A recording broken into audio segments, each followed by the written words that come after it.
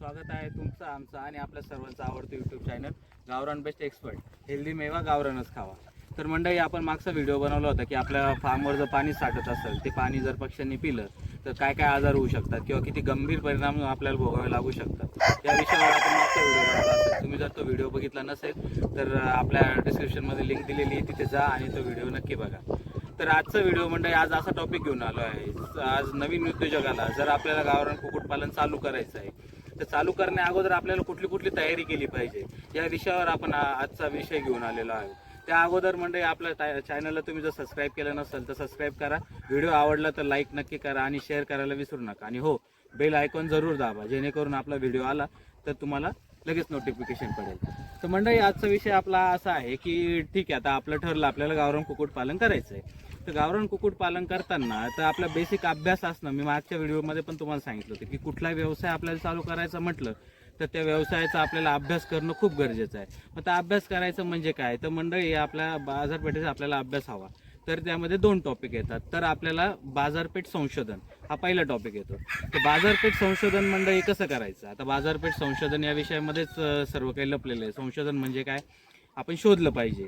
ठीक आहे, आता बाजारपेठ आपल्या 25 किलोमीटर अंतरापर्यंत ज्या आपल्या बाजारपेठा आहेत, आपले जे बाजार भरतात किंवा जे आठवडे बाजार आहेत किंवा अजून जे काही शॉप्स आहेत, तर ह्या बाजारपेठेंचा अभ्यास सर्वप्रथम आपल्याला करायचा आहे. तर त्या बाजारपेठेंचा अभ्यास करताना की त्या बाजारपेठेमध्ये कुठल्या गोष्टीला जास्त मागणी आहे. तर आपण गावरान कुक्कुटपालन जर करत असू तर अंड्यांना जास्त डिमांड आहे का गावरान कोंबड्याच्या मांसाला जास्त डिमांड आहे, हा सर्वप्रथम आपल्याला अभ्यास करणं गरजेचं आहे. तर हा अभ्यास केल्यानंतर असं ठरवता येईल आपल्याला की आपल्याला उत्पादन कशाचं घ्यायचं नक्की.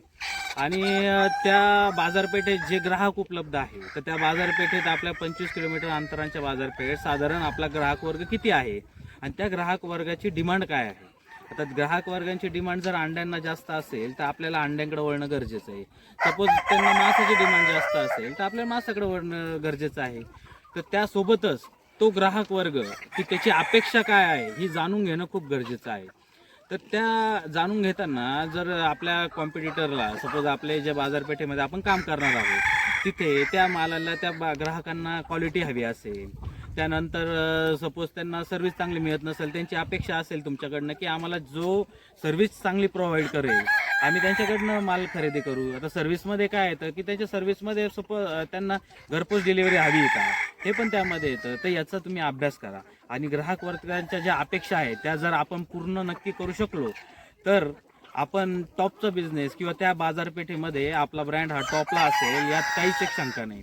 तर सर्वप्रथम आपण सुरू करताना आपलं भांडवल किंवा आपली जागा या सगळ्यांच्या अगोदर जो मेन अभ्यास आहे तो हा आहे. आता त्यामध्ये स्थानिक बाजारपेठेचा अभ्यास आला, बाजार संशोधन आपण आता बघितलं. त्यानंतरचं येतं की आपल्या व्यवसायाची आपलेली उद्दिष्ट काय आहे, म्हणजे दुसरा टॉपिक आहे, दुसरा पॉईंट येतो त्यामध्ये उद्दिष्ट. तर म्हणजे बघा, आता आपण व्यवसाय करताना कुठलाही व्यवसाय करा, त्याची उद्दिष्टे आपल्या डोळ्यासमोर, आपल्याला काय करायचं आहे ते उद्दिष्ट आपल्या डोळ्यासमोर असणं खूप गरजेचं आहे. आता सपोज मी गावरान कुक्कुटपालन करणार आहे, आता आपण गावरान कुक्कुटपालनावरच बोलूया. गावरान कुक्कुटपालन करणार आहे तर मी कुक्कुटपालन करून मला नक्की काय करायचं आहे, मला अंडे विकायचे आहे का मला मांस विकायचं आहे की अजून काही दुसरं मला विकायचं. आता सपोज मला कोंबड खत पण मी विकू शकतो, त्याला पण चांगली डिमांड आहे. मग कोंबड खत विकण्यासाठी मला त्यासाठी काय करावं लागणार आहे की मला कोबा करावा लागेल, मला तूप टाकावं लागेल, मला ते कलेक्ट करावं लागेल, ते कोंबड खत साठवण्यासाठी मला जागा लागेल, मला ते पॅकिंग करावं लागेल.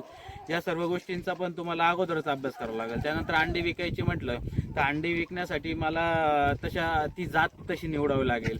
समजा मला मांस विकायचं आहे, मी मांसवर काम करणार आहे, मग मांस ज्या व्हरायटीमध्ये जास्त मांस मिळतं ती व्हरायटी आपल्याला करणं, म्हणून उद्दिष्ट आपले फिक्स आहे. आता मी उदाहरण देतो, सपोज मला आता माझं उद्दिष्ट आहे, तर माझं उद्दिष्ट आहे की मला गावरान कुक्कुटपालन करायचं आहे आणि मला गावरान अंडे विकण्यावर जास्त भर द्यायचा आहे.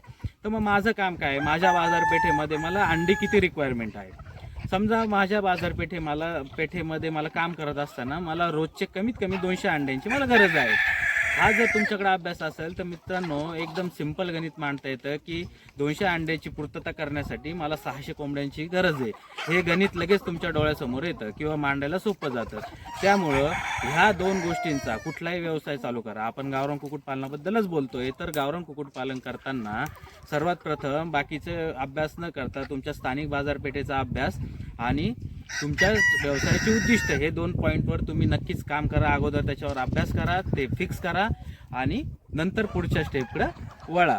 तर मंडळी, आजच्या या व्हिडिओमध्ये आपण स्थानिक बाजारपेठेचा अभ्यास आणि आपल्या व्यवसायाचे उद्दिष्ट या 2 टॉपिकवर आपण बोललो. आता पुढच्या व्हिडिओमध्ये मंडळी आपण जागेची निवड कशी करायची, त्यानंतर शेड कसं बांधायचं, व्हरायटी कशी निवडायची, या दुसऱ्या टॉपिकवरती बोलू. आता हा व्हिडिओ खूप मोठा होईल, त्यामुळे सध्या आपण ह्या 2 टॉपिकवर बोलू आणि पुढच्या व्हिडिओमध्ये नक्कीच मी तुम्हाला पुढची माहिती देतो. जर तुम्हाला त्या व्हिडिओबद्दल जर काही अजून काही डिमांड असेल तर तुम्ही मला कमेंटमध्ये सांगा, मी ती पूर्ण करतो. तूर्तता थांबू.